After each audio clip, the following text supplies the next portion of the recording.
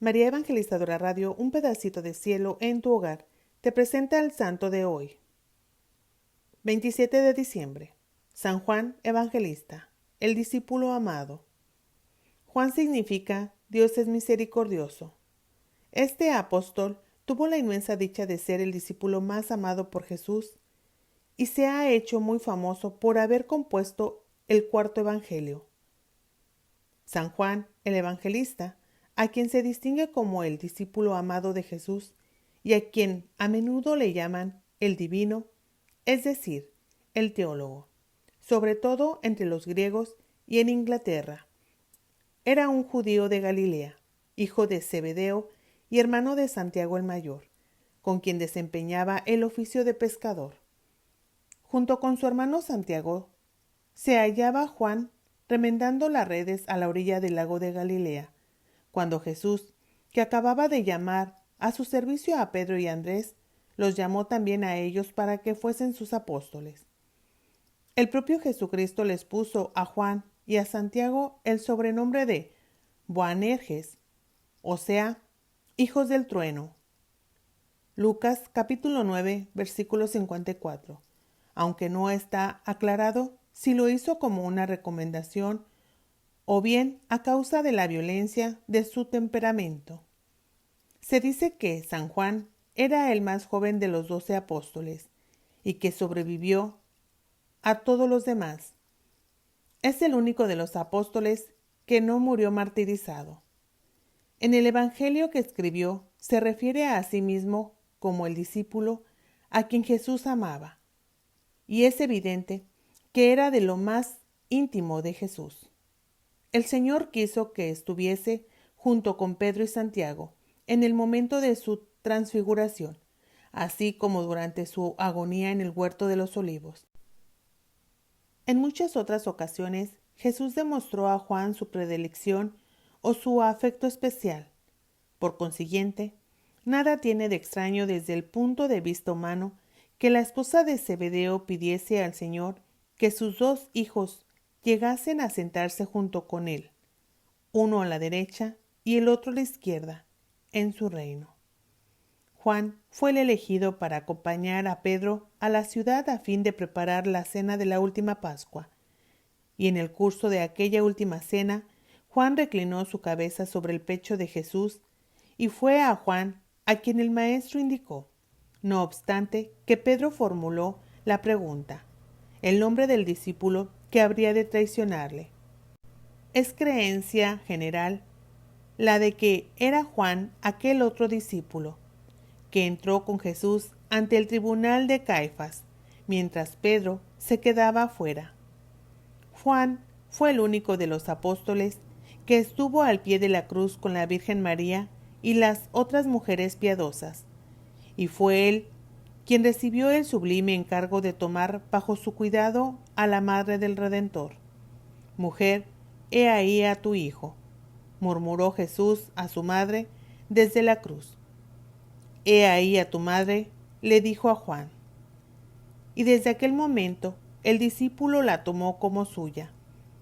El Señor nos llamó a todos hermanos y nos encomendó el amoroso cuidado de su propia madre, pero entre todos los hijos adoptivos de la Virgen María, San Juan fue el primero. Tan solo a él le fue dado el privilegio de llevar físicamente a María a su propia casa, como una verdadera madre, y honrarla, servirla y cuidarla en persona. Cuando María Magdalena trajo la noticia de que el sepulcro de Cristo se hallaba abierto y vacío, Pedro y Juan acudieron inmediatamente, y Juan, que era el más joven y el que corría más deprisa, llegó primero.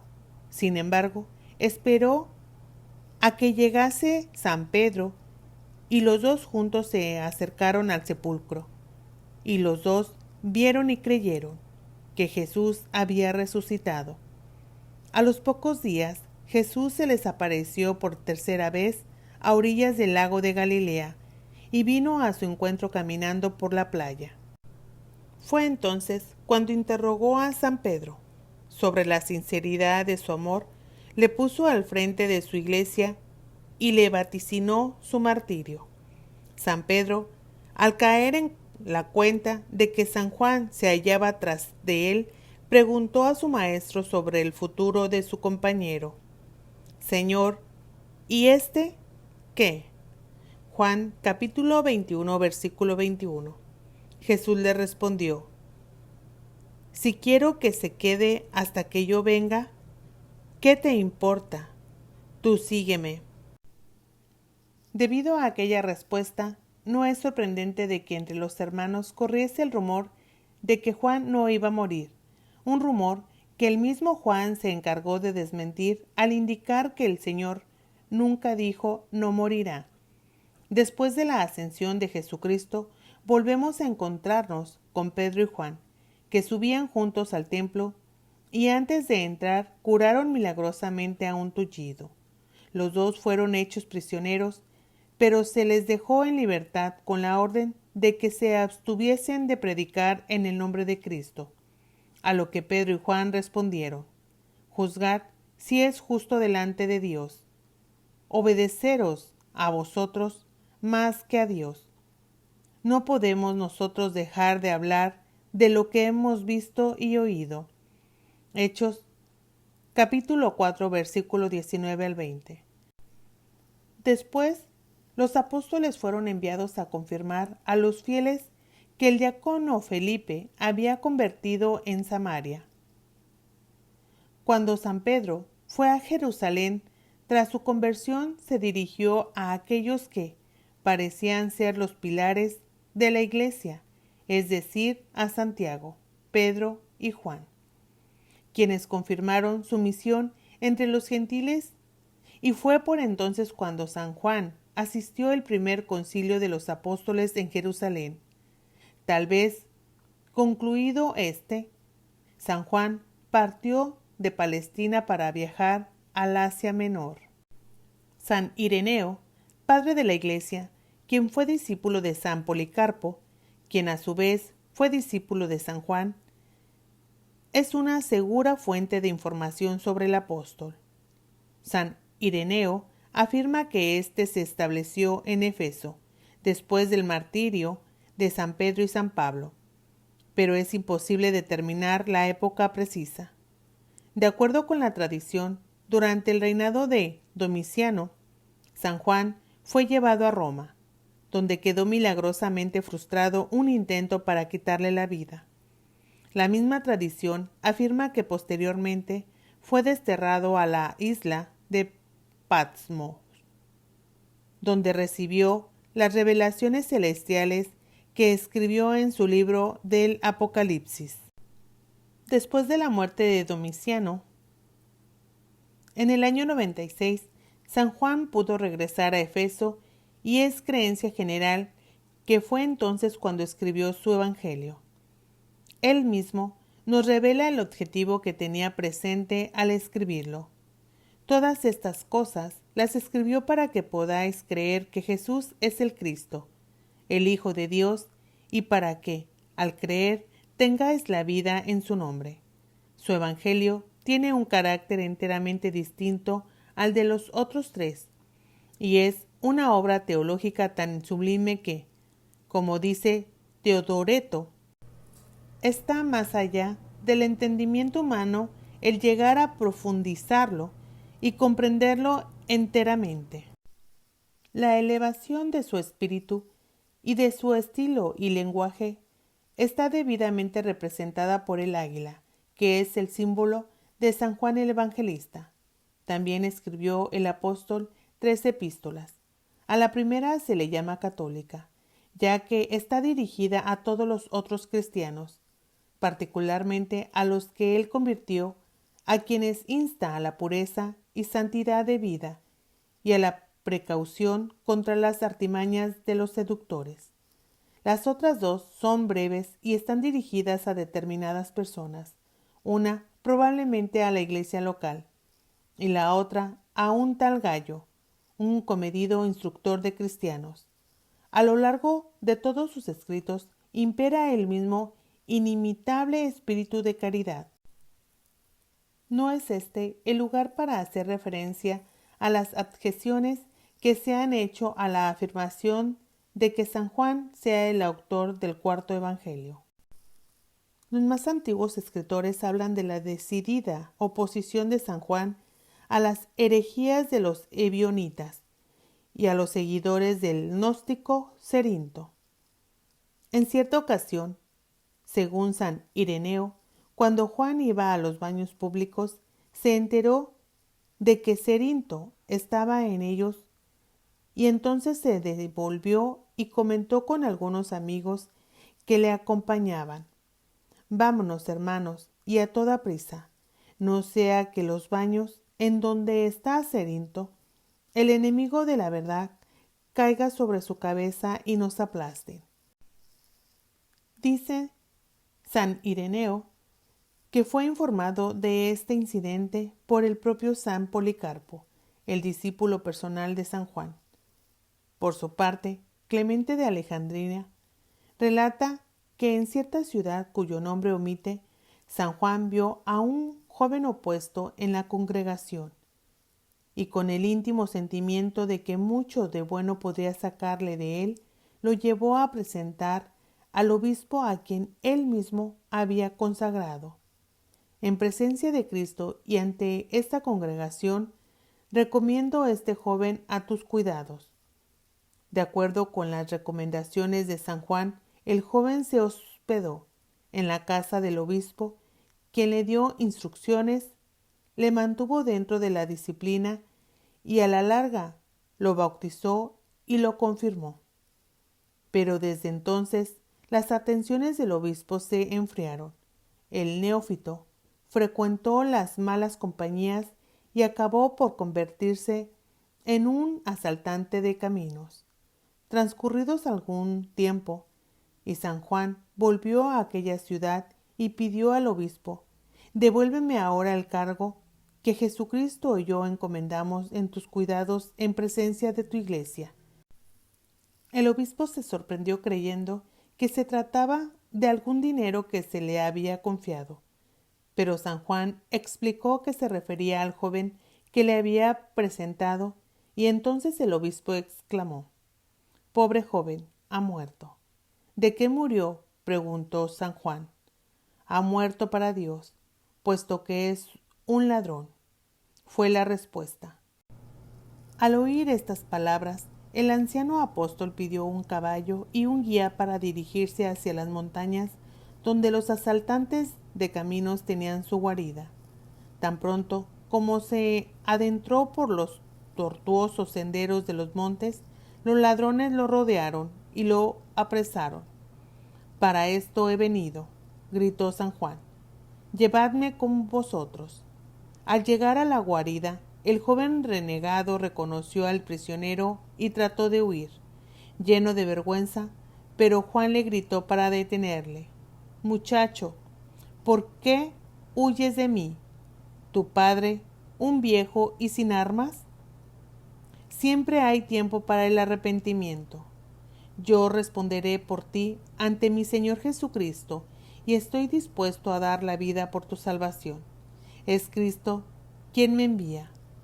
El joven escuchó estas palabras inmóvil en su sitio, luego bajó la cabeza, de pronto se echó a llorar y se acercó a San Juan para implorarle, según dice Clemente de Alejandría, una segunda oportunidad.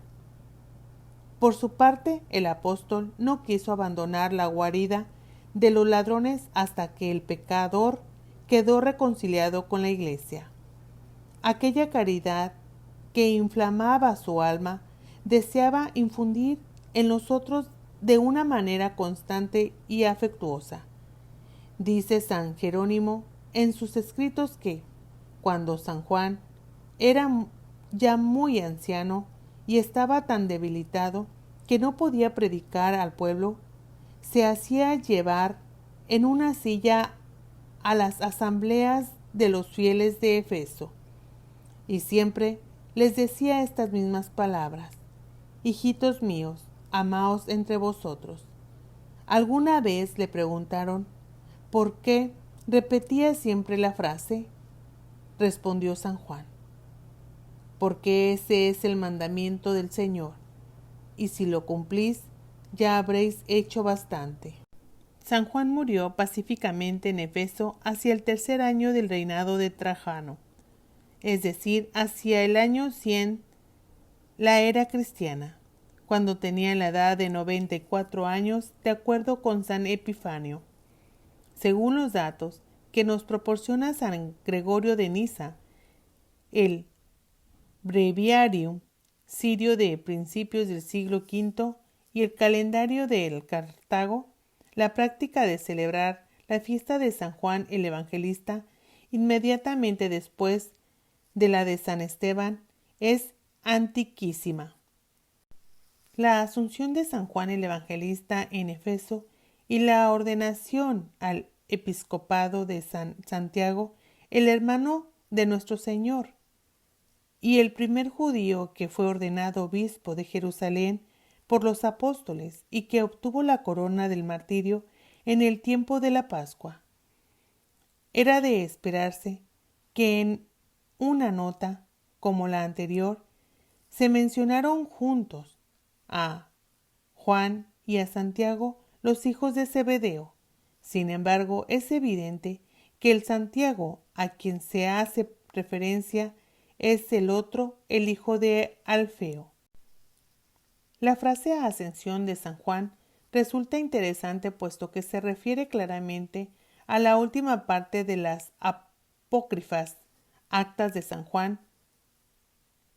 La errónea creencia de que San Juan, durante los últimos días de su vida en Efeso, desapareció sencillamente, como si hubiese ascendido al cielo en cuerpo y alma, puesto que nunca se encontró su cadáver. Una idea que surgió sin duda de la afirmación de que aquel discípulo de Cristo no moriría. Tuvo gran aceptación a fines del siglo II. Por otra parte, de acuerdo con los griegos, el lugar de su sepultura en Efeso era bien conocida y aún famosa por los milagros que se obraban allí. San Juan es sin duda un hombre de extraordinaria y al mismo tiempo de profundidad mística. Al amarlo tanto, Jesús nos enseña que esta combinación de virtudes debe ser el ideal del hombre, es decir, el requisito para un hombre plenamente hombre. Esto choca contra el modelo del hombre machista, que es objeto de falsa adulación en la cultura, un hombre preso de sus instintos bajos. Por eso, el arte tiende a presentar a San Juan como una persona suave y, a diferencia de los demás apóstoles, sin barba.